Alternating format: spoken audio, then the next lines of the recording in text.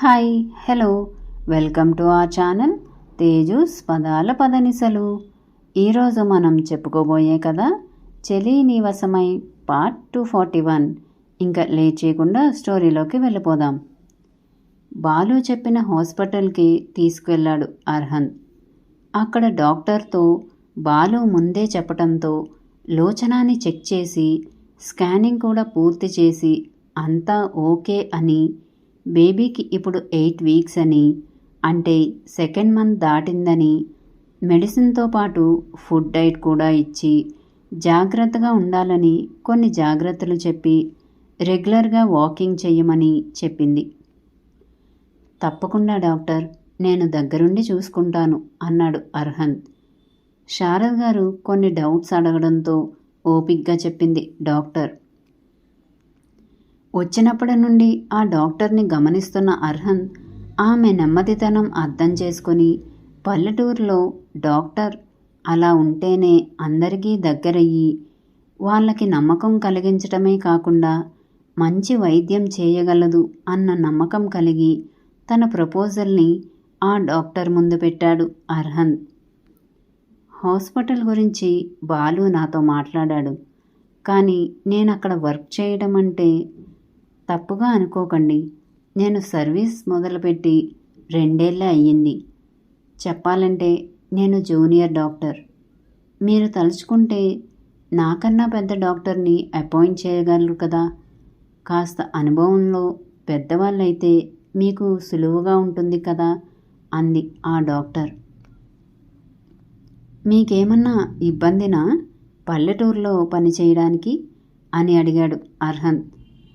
అలా కాదు అర్హన్ గారు, ఈ పల్లెటూరులో మనుషులు మనస్తత్వం చాలా విచిత్రంగా ఉంటుంది. చిన్న వయసు వ్యక్తి వాళ్ళకి ట్రీట్మెంట్ చేస్తుంది అంటే వాళ్ళకి పెద్దగా నమ్మకం కలగదు. అదే వయసు కాస్త ఎక్కువ ఉన్న వాళ్ళైతే బాగా అనుభవజ్ఞులు అన్న నమ్మకం ఉంటుంది వాళ్ళకి. అందుకే మీరు మరోసారి ఆలోచించండి. నాకు అక్కడ వర్క్ చేయడానికి ఇబ్బంది ఏం లేదు. నిజానికి నా డ్రీమ్ కూడా అది. బట్ ఇక్కడికి వచ్చాక తెలిసింది ఇక్కడి వాళ్ళు త్వరగా యాక్సెప్ట్ చేయటం కష్టమని. తన అనుభవాన్ని దృష్టిలో పెట్టుకుని చెప్పింది ఆ డాక్టర్. మీరు అలాంటి వరీస్ పెట్టుకోకండి. మీరు రావడానికి ప్రిపేర్ అయిపోండి. మిగిలిందంతా నేను చూసుకుంటాను అన్నాడు అర్హన్. ఓకే సార్ అంది. అదేంటి ఇప్పటి వరకు అర్హన్ గారు అన్నారు, ఇప్పుడు సార్ ఆశ్చర్యంగా అడిగింది లోచన. ఇప్పటి వరకు నా పేషెంట్కి హస్బెండ్, కానీ ఇప్పుడు నాకు వర్క్ ఇస్తున్న యజమాని కాబట్టి సార్ అంది డాక్టర్ నవ్వుతూ. అలాంటివి ఏం వద్దు సిస్టర్, అర్హన్ అని పిలవండి చాలు అన్నాడు అర్హన్ నవ్వుతూ. కొన్ని పొజిషన్స్కి రెస్పెక్ట్ ఇవ్వాలి అర్హన్ గారు అని నవ్వుతూ చెప్పింది డాక్టర్. మీ పేరేంటి డాక్టర్ అని అడిగింది లోచన. రూప నవ్వుతూనే చెప్పింది ఆమె. ఆమెకు బాయ్ చెప్పి తిరిగి ఇంటికి స్టార్ట్ అయ్యారు. హాస్పిటల్ ఎలా ఉంటుందో అనుకున్నాను అర్హన్. బాగానే ఉంది. ఇంకా మనం మన ఇంటికి వెళ్ళాల్సిన అవసరం కూడా లేదు. రూప కూడా చాలా నెమ్మదిగా ఉంది. తను మన హాస్పిటల్కి వచ్చేస్తే ఇంకా నాకు టెన్షన్ ఏం ఉండదు అని నవ్వుతూ చెప్పింది శారద.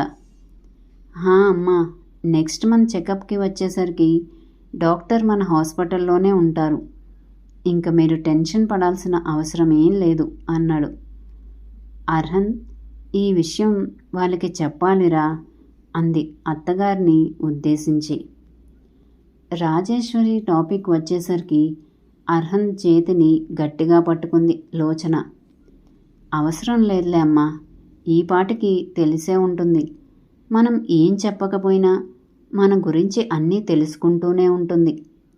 ఇప్పుడు మనం కొత్తగా చెప్పాల్సిన అవసరం లేదులే, ఈ పాటికి తెలిసే ఉంటుంది అన్నాడు అర్హన్ కాస్త విసుగ్గా.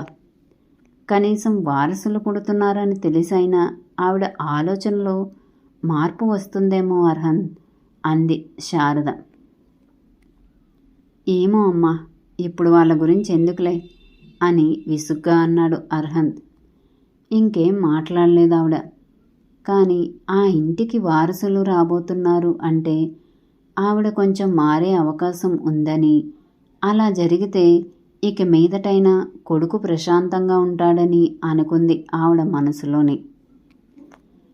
అమ్మా అమ్మా, నీ మనవడు తండ్రి కాబోతున్నాడంట. రాజేశ్వరీదేవి గదిలోకి వెళ్ళి ఆతృతగా చెప్పింది జీవిత. ఏంటి జీవిత నువ్వు అనేది? ఆశ్చర్యంగా అడిగింది రాజేశ్వరి. నీ మనవడు తండ్రి కాబోతున్నాడు. మన ఇంటి వారసుడిని ఒక ఉంచుకున్నదాని మనవరాలు మోస్తుంది అని వెటకారంగా చెప్పింది జీవిత. అది నా మొగుడికి రెండో పెళ్ళాం జీవిత, ఉంచుకున్నది కాదు. కానీ అది నా ఇంటి వారసుడిని మొయ్యటం అని ఆగి, అది నాకు ఇష్టం లేకపోయినా మీ నాన్న వీలునామా ప్రకారం ఇప్పుడు మనం ఏం చెయ్యలేము. అలా అని పూర్తి చేయకుండా ఆగిపోయింది రాజేశ్వరి. అంటే ఇప్పుడు అది వారసులను కూడా కంటుంటే నేను చూస్తూ ఊరుకోవాలా? స్వీటీనే ఈ ఇంటి కోడలు అని నువ్వు నాకు మాట ఇచ్చావమ్మా. వాళ్ళ మధ్య బంధం ఇప్పటికే చాలా స్ట్రాంగ్. ఇప్పుడు పిల్లలు కూడా వాళ్ళ మధ్యకు వస్తే ఇంక వాళ్ళని విడదీయడం జరుగుతుందా? ఒక పక్క స్వీటీ ఏమో నాకిదంతా వద్దు అని వెళ్ళిపోయింది. నువ్వేమో ఇలా నిమ్మకు నీరెత్తినట్టు ఉంటున్నావు. అసలు ఏం అనుకుంటున్నావమ్మా నువ్వు అని అడిగింది జీవిత కోపంగా. నేనేం చేయాలనుకుంటున్నానో నాకు తెలుసు జీవిత. ఆ త్రిలోచనే వచ్చి నా భర్తకి రెండో పెళ్లి చెయ్యండి అని నా కాళ్ళు పట్టుకునేలా చేస్తాను. ఇప్పుడు కూడా చెప్తున్నాను విను. స్వీటీనే ఈ ఇంటి కోడలు అవుతుంది. నేను సైలెంట్గా ఉన్నానంటే అర్థం నేనేం చెయ్యటం లేదని అనుకోకు. నేను చెయ్యాలని అనుకున్నది ఎలా అయినా చేస్తాను. దానికోసం ఎంత దూరమైనా వెళ్తాను దృఢంగా చెప్పింది ఆవిడ. అమ్మా, ఏం చేయాలనుకుంటున్నావు? తల్లిని భయంగా చూస్తూ అడిగింది జీవిత. ఏం చేసైనా నేను అనుకున్నది చేస్తాను జీవిత. ఆ బిడ్డ గురించి ఆలోచించకు. పుట్టిన ఈ ఇంటి వారసులు మాత్రం కాలేరు. వాళ్ళు కూడా వాళ్ళ అమ్మమ్మలా దిక్కులేని వాళ్ళలా ఏ ఇంటి పేరు లేకుండానే బ్రతుకుతారు అని పొగరుగా చెప్పింది రాజేశ్వరి. ఏమో అమ్మా, స్వీటీ ఇక్కడికి రావడానికి ఇష్టపడడం లేదు. ఇప్పుడు ఈ విషయం చెప్తే ఇంకెలా రియాక్ట్ అవుతుందో తెలియటం లేదు. ఇదంతా ఎంత త్వరగా పూర్తయితే అంత మంచిదమ్మా. నువ్వు టైం తీసుకున్న కొద్దీ స్వీటీ తన మనసు పూర్తిగా మార్చుకునే అవకాశం ఉంది అని చెప్పి వెళ్ళిపోయింది జీవిత. రాజేశ్వరీదేవి ఆలోచనలో పడింది. తల్లి కాబోతున్నావా? చాలా సంతోషంగా ఉండి ఉంటావు కదా. ఆ సంతోషం ఎంతకాలమో నేను చూస్తాను కచ్చిగా అనుకుంది మనసులోనే. అర్హన్ చాలా జాగ్రత్తగా చూసుకుంటున్నాడు లోచనాని. బాలు చెప్పిన మాటలు విన్నాక లోచనాని ఒంటరిగా బంగ్లా దగ్గరకు పంపించకూడదు అని ఫిక్స్ అయ్యి మరుసటి రోజు ఉదయం లోచన పూజ కోసం వెళ్తుంటే తను కూడా లేచి రెడీ అయ్యాడు. నువ్వెక్కడికి బావా రెడీ అవుతున్నావు? గాజులు వేసుకుంటూ రెడీ అవుతున్న అర్హన్ని అడిగింది లోచన. నేను కూడా నాగమ్మకి థ్యాంక్స్ చెప్పాలి కదా. నువ్వు ఒక్కదానివే చెప్తావా ఏంటి? అందుకే నేను కూడా వస్తున్నాను అన్నాడు. త్వరగా రా బావా, నేను కావలసినవన్నీ సర్ది పెడతాను అని అర్హన్ కోసం బట్టలు తీసిపెట్టి బయటకు వెళ్ళింది. పువ్వులు, కొబ్బరికాయ, పళ్ళు అన్నీ సర్దేసరికి అర్హంత్ రెడీ అయి వచ్చాడు. అప్పుడే వచ్చాడు బాలు ఆవు పాలు అవి తీసుకొని. నువ్వు కూడా వస్తున్నావా అన్నయ్య? బాలు పంచెలో ఉండడంతో అడిగింది లోచన. టిల్లు, అభిషేకం చేయించమని చెప్పారు తాతయ్య, అందుకే నేను వస్తున్నాను అని అభిషేకానికి కావలసినవి అన్నీ ముందు రోజే సిద్ధం చేయటంతో వాటిని కూడా తీసుకుని వాళ్లతో కలిసి వెళ్ళాడు బాలు. దగ్గరుండి ఇద్దరితో అభిషేకం పూర్తి చేయించి నాగమ్మ విగ్రహానికి పువ్వులతో అలంకరించి నైవేద్యం సమర్పించాడు బాలు. కళ్ళు మూసుకొని అందరూ నాగమ్మని వేడుకుంటున్న సమయంలో అక్కడ ప్రత్యక్షమయ్యింది పడగ విప్పి నాట్యం చేస్తున్న నాగమ్మ. కళ్ళు తెరిచిన ముగ్గురు ఆశ్చర్యంగా చూస్తున్నారు. వాళ్ళకి ప్రమాదం సంభవిస్తుందేమో అన్న ఉద్దేశంతో పరుగున వాళ్ళ దగ్గరకు వచ్చాడు హరి. అయితే ముందున్న ఎక్స్పీరియన్స్ కారణంగా తొందరపడి ఏం చెయ్యలేదు. వాళ్ళకి దగ్గరలో నిలబడ్డాడు అంతే. 10 నిమిషాలు సంతోషంగా నాట్యం చేసి విగ్రహం ముందు ఉన్న కుంకుమని పడగతో అందుకొని లోచన ముందుకు వచ్చి ఊదినట్టు లోచన మొహం మీద పడేలా విసిరి తోకతో అక్కడ పెట్టిన పళ్ళలో అరటిపండు ఒకటి పట్టుకుంది. లోచన వెంటనే మోకాళ్ళ మీద కూర్చుని కొంగు పట్టుకుంది. ఆ పండుని కొంగులో వేసి విగ్రహం వెనక్కి వెళ్ళిపోయింది ఆ నాగమ్మ. కళ్ళనీళ్లతో నాగమ్మకి కృతజ్ఞతలు చెప్పుకుంది లోచన. టిల్లు, ఆ పండు నాగమ్మ దీవెన, తినేయి తల్లి అన్నాడు బాలు. కళ్ళకద్దుకుని తినేసింది లోచన. మరోసారి నాగమ్మకి కృతజ్ఞతలు చెప్పుకొని వెనుదిరిగారు అందరూ. బంగ్లాలో ఒక గదిలో లైట్ వెలుగుతూ ఉండటం అర్హంతో పాటు బాలు కూడా గమనించాడు. ఒకసారి మెయిన్ తలుపు తెరుచుకోవడం కూడా చూశారు వాళ్ళు. వచ్చింది రాజేశ్వరి అని, తాము ఉండటం వల్లనే బయటకు రాకుండా లోపలే ఉందని కూడా వాళ్ళకి అర్థమైంది. రోజులు మామూలుగా సాగిపోతున్నాయి. ప్రతిరోజు అర్హంత్ లోచనతో పాటు వస్తున్నాడు. రాజేశ్వరి దేవి నీడ కూడా లోచన మీద పడకూడదు అన్నట్టుగా కాపు కాస్తున్నారు బావమరుదులు ఇద్దరు. 15 రోజుల తర్వాత హాస్పిటల్ వర్క్ మొత్తం పూర్తయిందని చూడటానికి వెళ్ళారు ఇద్దరు. కావలసిన ఎక్విప్మెంట్ తెప్పించడానికి రూపని రమ్మని చెప్పారు. సెలవు మీద వచ్చింది రూప. మొత్తం తిరిగి చూసి మరికొన్ని మార్పులు చెప్పి హాస్పిటల్ చుట్టూ చెట్లు పెట్టించమని చెప్పి కావలసిన ఎక్విప్మెంట్ మొత్తం తనతో వచ్చిన మరో టెక్నీషియన్తో డిస్కస్ చేసి ఆర్డర్ పెట్టించింది.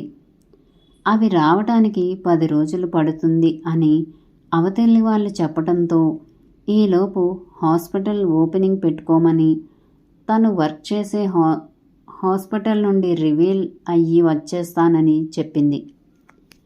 రామయ్య గారి దగ్గరకు చేరారు ఇద్దరు ముహూర్తం పెట్టించడానికి. 10 రోజుల్లోపే మంచి ముహూర్తం చూసి పెట్టారు ఆయన. లోచన చేతుల మీదుగా హాస్పిటల్ ఓపెన్ చేయించాలని భీముడి సాయంతో ఊరంతా పిలుపు వెళ్ళేలా చేశాడు.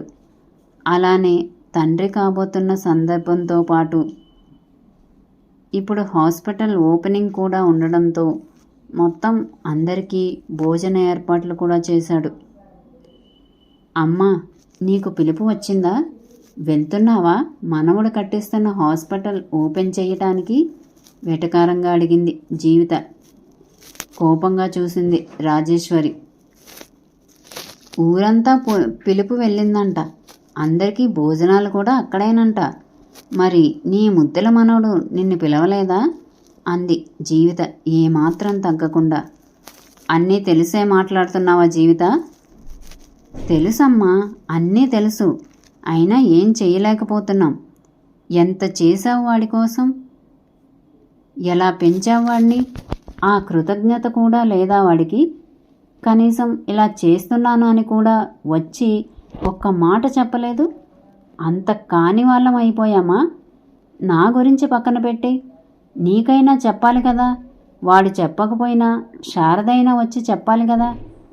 నీ కోడలికి బాగా పొగరు పట్టిందిలే అమ్మా, కొడుకుని చూసుకుని రెచ్చిపోతుంది అని తన అక్కసు వెళ్ళగక్కింది జీవిత. ఇంతకీ ఎవరు ఓపెనింగ్ చేస్తున్నారు హాస్పిటల్ని? చీఫ్ గెస్ట్ని ఎవరిని పిలిచాడు అని అడిగింది రాజేశ్వరి. ఓపెనింగ్ చేసేది లోచన అని తెలిస్తే ఎలా రియాక్ట్ అవుతుందంటారు? మా వీడియో కనుక మీకు నచ్చినట్టయితే లైక్ చేయండి, కామెంట్ చేయండి, సబ్స్క్రైబ్ చేయండి, బెల్ కొట్టండి.